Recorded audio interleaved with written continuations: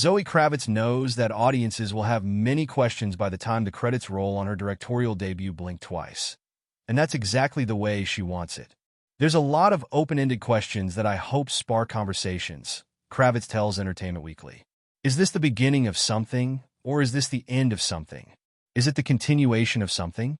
I think those are all up for debate, and I'm curious what that makes people feel. Blink Twice, formerly known as Pussy Island, which Kravitz also wrote alongside Edie Feigenbaum, stars Naomi Ackie as Frida, a cocktail waitress tired of being overlooked who gets invited to newly reformed, post-canceled billionaire tech mogul Slater King's, Channing Tatum, private island for what seemed like a non-stop, drug-fueled party.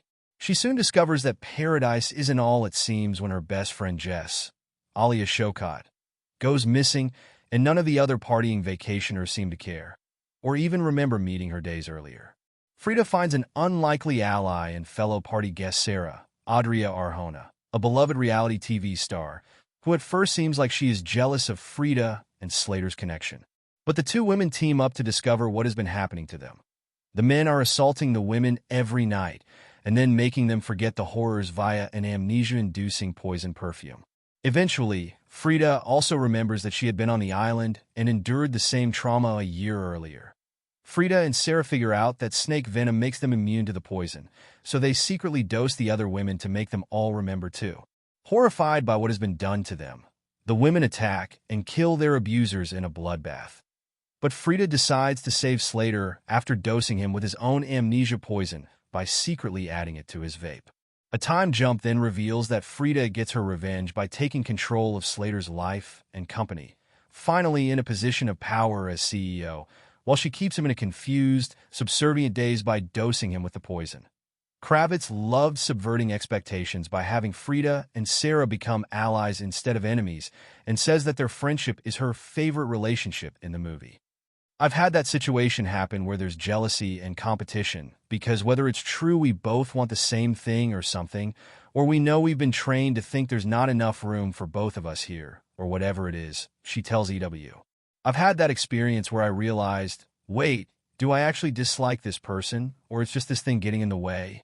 And those have led to some of my best friendships when I stopped playing the jealous game and actually got to know somebody.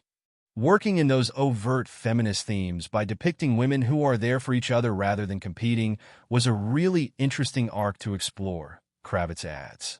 It can feel so small, but it's something that happens in these microwaves all the time that we don't really get to explore so much.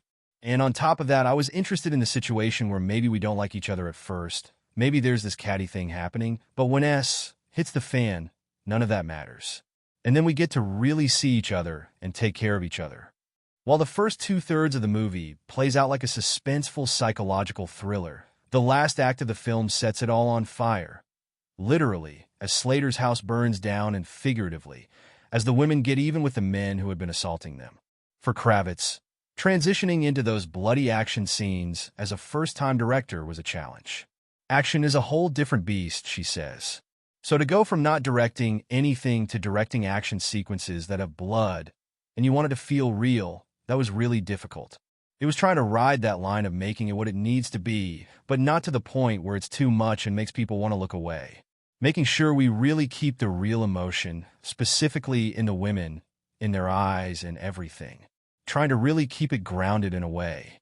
Because the action wasn't happening for no reason. Kravitz didn't want it to become unbelievable at any point. While the reasons behind the violence were rooted in very real, very serious trauma, she also wanted to make it fun to watch. Because there's a sweet revenge, she explains. It's something that we like culturally, which is also kind of complicated and interesting, but trying to balance all those things together was quite a journey. When it came to filming all those death scenes, Kravitz reveals that Christian Slater, who plays Slater's right-hand man, Vic, had the most fun with his seemingly never-ending final breaths as he slowly choked to death on his own blood in one of the film's funniest gags. That whole sequence is pretty amazing, Kravitz says with a laugh. I think he probably wins the death scenes or the gruesome scenes, and then the whole bit with him continuing on the couch for so long is just so funny. The guy that just won't die. He takes the cake there. She laughs again. You're still here? It's one of those jokes that when we wrote it, we were like, this could be funny or very, very stupid. We think it's funny, but I don't know. And he kind of saved that bit, and you need that release, even for a moment. I think it's important to have.